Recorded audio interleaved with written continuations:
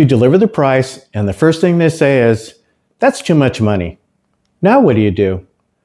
When I hear that, I actually love it because it solves the first step of all one-call closing, which is to isolate the objection to the money. So much of learning how to one-call close is learning to get around the smokescreen objections of, "I need to think about it, I never make snap decisions," or just plain, "Do you have a card and I'll get back to you in a week?" The issue with hearing that is you have to get around those to the real objection, which if your presentation is done correctly, can only be one objection, the money. When I say that you've done your sales presentation correctly, that means they want your product and think it's worth it. If that's the case, the real objection usually comes down to the price. In other words, if your product was $1,000, how many people would buy right then? Now, if your answer is not 100%, then you need to work on the basics of how to sell them before you even get to the price. You always hear people say that you have to bring it to the money in the close, and when you hear, "That's too much money," you're already there. The way you know when you've isolated the objection to the money is when in the close you can say, "So other than the money, is this definitely the HVAC system you want to put in your home?" That's why I actually wish I heard, "That's too much money," every time a close started, because they're already taking me where I normally want to go when closing. A key point about one-call closes when doing home improvement sales that I've learned from personally being in over 16,000 homes is that very rarely when you first give them the price do customers say yes. They always give you some variation of not saying yes, and then you have to work to isolate the objection to the money and then handle it. The problem is that when a customer gives you the initial smokescreen objection, such as, "I need to think about it, I'll call you," or "I have to talk to my friend," there are really two things that could be going on. One, either they're not sold, meaning you didn't do your job in the presentation, or two, they are sold and now it's a money issue. These are two completely different issues and handled in different ways. If they're not sold, that's not something you fix with a closing line. That means you lost it earlier and need to work on the presentation. If it's a money issue, you can handle it now if you know what you're doing. What can make this confusing is that the customer very rarely says no and tells you the real objection. They're always polite and say, "Well, I'm going to have to think about it," or "I'll call you in a week, okay?" So it makes it hard to determine what's really going on so you can learn from it or handle it.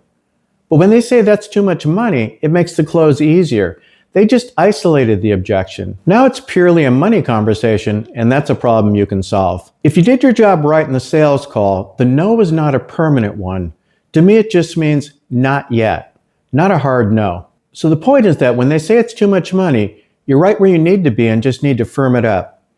I noticed that you said it's too much money. So other than the money, is this definitely the roof you want to put in your home? Or, so is money your only concern then? However you do it, the key step has been accomplished, which is that you've isolated the objection to just the price. Pro tip, this would be easier to handle than most people think if most reps would just learn to listen. For example, the customer says, "That's a lot of money, Ron, and I'm going to have to think about this." It's like it goes right over the rep's head, and they answer with something like, "So what do you have to think about?"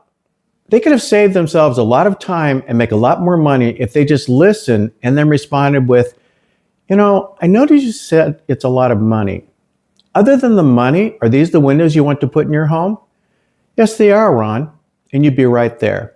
Are you doing this? If not, this tip alone is worth its weight in gold. Now, if this video is helping you, please like and subscribe so you don't miss out on future videos. And if you really want to go deeper into what one-call closing is about, then check out my free one-call close mini course. Links in the description below. Now, once you isolate the objection to the money in the close, you have to make sure that you're clear on what they mean by the money. When someone says it's too much money, they could mean that it's not worth it or that they just can't afford it. Those are two completely different things.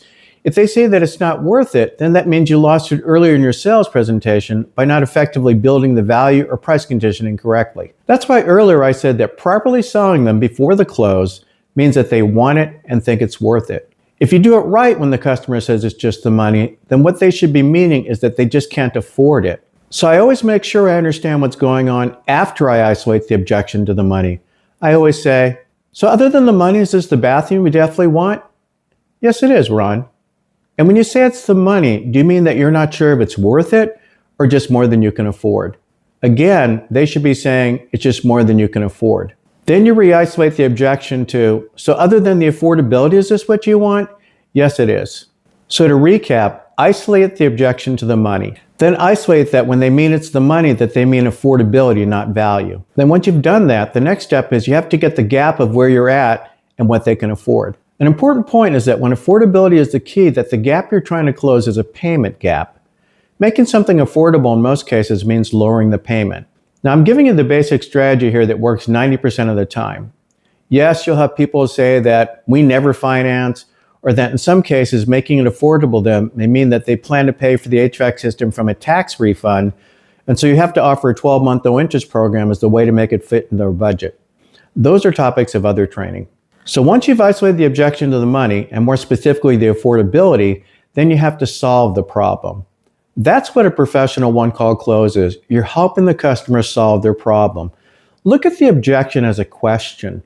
They're not saying I can't afford it, therefore I don't want it. They're saying, Ron, you know I really want your kitchen, but at this point, I don't think I can afford it. Can you please help me make it affordable so that I can get what I want, please? Framing objections as questions is a good way to learn how to handle them. You know, I thought this was going to be half this amount. What they're really saying is, Ron, you know I want this, but I was planning on paying half this amount. Can you help me feel more comfortable spending this amount so I can get what I want, please? So to solve the problem of affordability, you need to know what the problem is. So when you say that you can't afford this, how much too much is the monthly payment of $600 a month? It's about $150 a month too much, Ron. Now you know the gap is $150 a month. Now isolate it again. So right now it's just $150 a month that's keeping you from getting the windows that you want?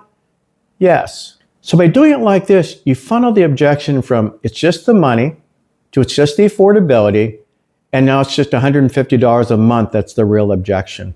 Play this again if you need to so you understand what I'm doing here. Learn and practice this, and you're on your way to learning how to make more money.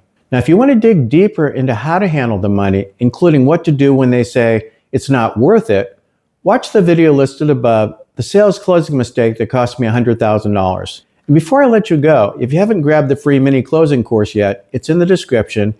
If you already have it and you're ready for the complete system, from the moment you walk in the door to leaving with a signed contract, the full training with the double your money back guarantee is there too. Happy selling!